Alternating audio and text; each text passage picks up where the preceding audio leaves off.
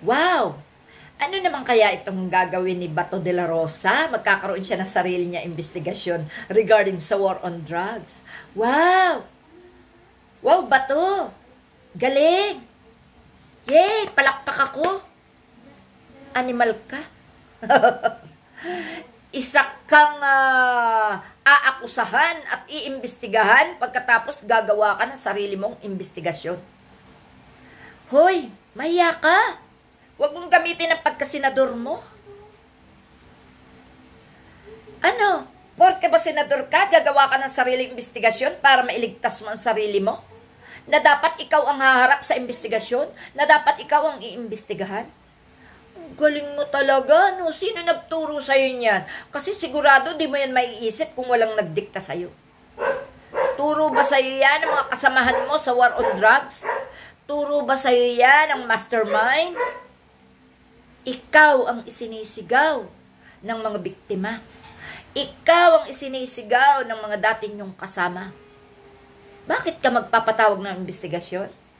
Takot ba si Duterte na imbestigahan ng ibang tao kaya ikaw ang magpapatawag para siya imbestigahan?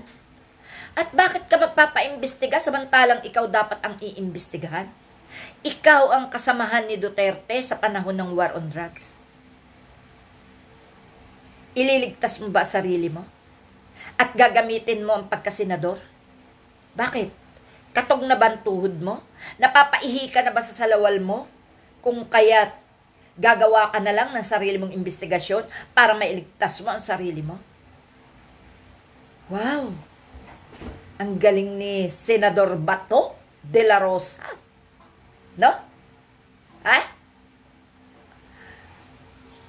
Anong klase ka? Wala kayong konsensya.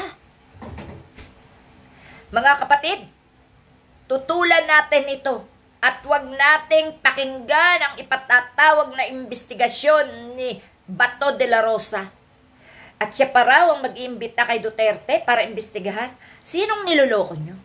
Sinong tinatarantado nyo? Kami? Maniniwala ba kami sa inyo? No way! Wala kaming dapat paniwalaan sa mga gawain ng isang katulad mo, Bato de la Rosa. Ikaw ang dapat imbestigahan, hindi ang kung sinong Poncio Pilato. Kayo ni na Duterte ang dapat imbestigahan.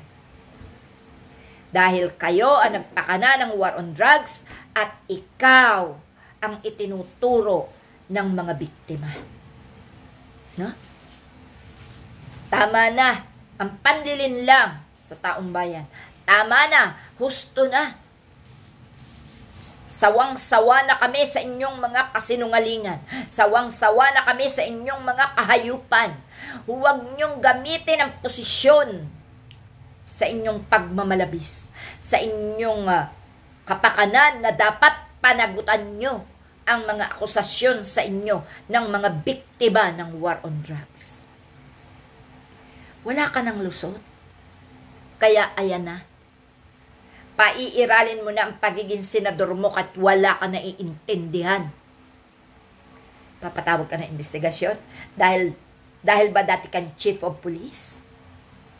Pero ikaw ang dapat iniimbestigahan, di ba? Walang makikinig sa'yo. Mag-imbestiga ka sa sarili mo at sa mga kasamahan mo. At harapin mo ang tunay na may karapatang mag-imbestiga at isa ka sa ipatatawag nila. Okay po. Marami pong salamat mga kapatid. Abangan po natin ang patawag kay Duterte at kay Bato de la Rosa at kay Bongo sa Quadcom. Sila po may karapatang magpaimbestiga. Mag-imbestiga at imbestigahan ang mga tao na ngayon ay gustong sila ang magpaimbestiga sa kanilang itinatag na war on drugs. Usbaw, di ba? Wala talagang utak to. Utak kriminal talaga ang alam nito. Grabe mo, De La Rosa. Takot na takot ka na. No? Kaya magsasarili ka na para makalusot ka. Di mo kami malilinlang. Di mo kami maloloko. Salamat mga kapatid.